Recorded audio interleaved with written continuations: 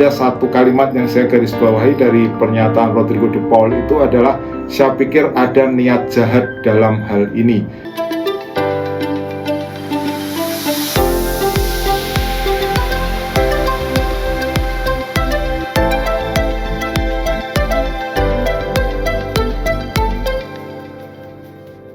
Salam pemirsa, ketemu lagi di Titis Corner bersama saya Titis Widarmoko. Kali ini kita akan meneruskan pembahasan tentang kasus Enzo Fernandez, pemain tim nasional Argentina dan juga pemain Chelsea. Jadi Anda semua sudah tahu bagaimana Enzo Fernandez merekam video perayaan tim nasional Argentina setelah menjuarai Copa America, kemudian mengunggahnya di media sosial dan disaksikan oleh rekan setimnya Wesley Fofana yang kemudian keberatan dengan muatan dari video itu yang dia sebut ada unsur rasisme. Nah, kali ini serangan juga kembali datang kepada Enzo Fernandez yang disampaikan oleh kiper Prancis Hugo Lloris. Ya, salah satu poin inti dari apa yang disampaikan oleh Hugo Lloris itu adalah bahwa perayaan itu seperti serangan yang nyata terhadap warga Prancis, terutama bagi mereka yang keturunan Afrika. Nah, itu yang dikatakan oleh Hugo Lloris. Tetapi pembelaan juga datang terus-menerus terhadap Enzo Fernandez.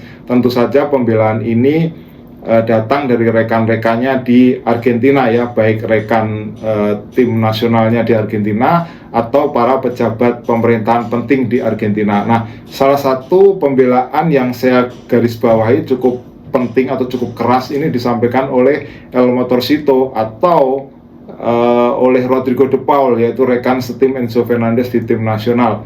Jadi ada satu kalimat yang saya garis bawahi dari pernyataan Rodrigo de Paul itu adalah, saya pikir ada niat jahat dalam hal ini.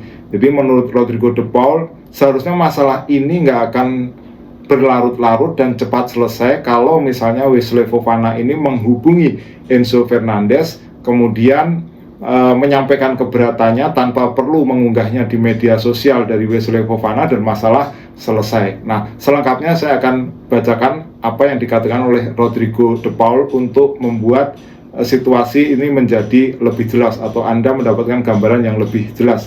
Jadi dikatakan oleh Rodrigo de Paul seperti ini, ya. Saya mengerti bahwa orang-orang yang pernah mengalami rasisme mungkin tidak menyukainya. Namun saya pikir jika ada rekan setim Enzo yang merasa tersinggung, cara terbaik adalah dengan meneleponnya, bukan mengunggahnya di media sosial. Saya pikir ada niat jahat dalam hal ini. Mereka mencoba menjadikannya sesuatu yang bukan dirinya. Ini sangat aneh, seperti menendang seseorang saat mereka sedang terpuruk. Bagi saya tidak ada gunanya berhenti follow Enzo Fernandez. Anda dapat meneleponnya dan berkata, ini tidak baik, mengapa Anda tidak mengunggah pesan permintaan maaf? Masalah berakhir di sana. Nah, ini yang disampaikan oleh Rodrigo de Paul. Nah, pembelaan lain juga datang dari Alexis McAllister, ya, rekan setimnya dari Enzo Fernandez. Jadi yang saya garis bawahi dari apa yang disampaikan oleh McAllister itu adalah, saya pikir Enzo sudah minta maaf dan itu seharusnya dihargai, permintaan maaf dari Enzo Fernandez. Nah, selebihnya apa yang dikatakan oleh Alexis McAllister adalah seperti ini. Anda harus berhati-hati dengan apa yang Anda katakan atau lakukan, terutama di Eropa, di mana mereka jauh lebih sensitif daripada di sini, di Argentina maksudnya. Kenyataannya adalah bahwa kita bukanlah negara rasis. Kita tidak terbiasa berbicara tentang rasisme sebanyak itu. Ya, itu topik yang sangat penting tentu saja. Enzo telah meminta maaf dan menjelaskan apa yang terjadi. Saya rasa tidak banyak lagi yang bisa dikatakan. Kita tahu Enzo, kita tahu dia tidak akan pernah melakukannya dengan niat buruk. Dia bukan orang seperti itu, dia tidak rasis. Itu hanya nyanyian yang terngiang-ngiang dan lebih merupakan nada mengejek daripada yang lainnya. Namun, seperti yang saya katakan, Anda harus sangat berhati-hati.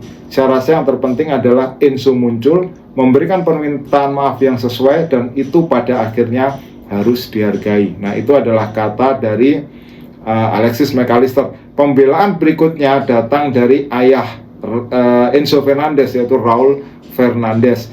Yang menarik dari apa yang dikatakan oleh Raul Fernandez yang saya garis bawahi adalah, pada 2014 Jerman menirukan Gaucho, Prancis mengejek Messi, dan kami tidak pernah merasa terintimidasi. Jadi pada poinnya atau lengkapnya pernyataan dari Raul Fernandes adalah seperti ini ya. Enzo sekarang dalam kondisi tidak nyaman, dia tidak pernah bermaksud begitu. Dia sudah meminta maaf di media sosial dan kepada rekan setimnya di Chelsea. Tapi rekan setimnya di Chelsea bahkan tidak memintanya untuk meminta maaf atau apapun. Dia bisa saja menghubunginya dan memintanya, tetapi tidak. Dia langsung ke media sosial dalam semenit. Saya tahu siapa anak saya. Dia tidak pernah seperti itu. Dia tidak rasis, tidak pernah rasis. Sulit bagi orang Eropa untuk memahami budaya sepak bola kami seperti nyanyian dan selebrasi. Dia merekam video langsung itu di saat yang tidak tepat. Itu buruk. Dia bahkan tidak menyadari apa yang dia nyanyikan.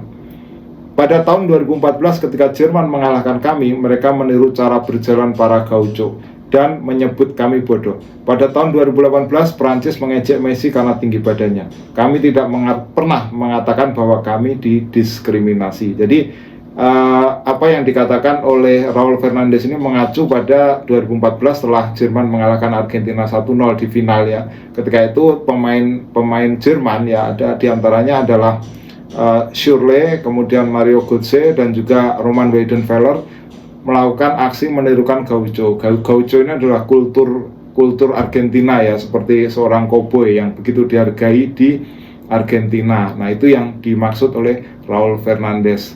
Nah, mengenai 2018 itu seperti sudah saya singgung dalam video saya sebelumnya, itu adalah nyanyian dari Prancis yang menyebutkan bahwa Kante berhasil mengantongi Lionel Messi. Nah, pembelaan yang penting lainnya itu juga datang dari wakil presiden Argentina, yaitu Victoria Villarruel. Jadi Victoria Villarruel ini saya pikir kata-katanya juga sangat keras ya, apa yang dikatakan oleh Villarruel. Jadi dia mengatakan seperti ini, tidak ada negara kolonialis yang akan mengintimidasi kami hanya karena bernyanyi di lapangan atau karena mengatakan kebenaran yang tidak ingin mereka akui. Argentina adalah negara yang berdaulat dan bebas. Kami tidak pernah memiliki koloni atau warga negara kelas 2. Kami tidak pernah memaksakan cara hidup kami kepada siapapun. Tetapi kami juga tidak akan menoleransi tindakan mereka terhadap kami. Enzo, saya mendukungmu. Messi, terima kasih atas segalanya. Argentina, tegakkan kepalamu. Nah, ini adalah yang dikatakan oleh Victoria Villarruel. Dan dukungan juga datang dari Presiden Argentina, Javier Milei ya. Javier Milei ini memecat wakil menteri olahraganya karena meminta agar Messi dan juga Lionel Scaloni dan juga Presiden AFA Cihui Tapia untuk meminta maaf. Nah, Javier Milei mengatakan sangat keras ya, tidak seorang pun perlu memberitahu juara dunia apa yang harus dipikirkan, apa yang harus dilakukan, dan apa yang harus dikatakan. Jadi itu adalah sebuah peringatan yang keras tentunya kepada pejabatnya di kementerian ya, sehingga akhirnya hukuman pun datang dengan memecat.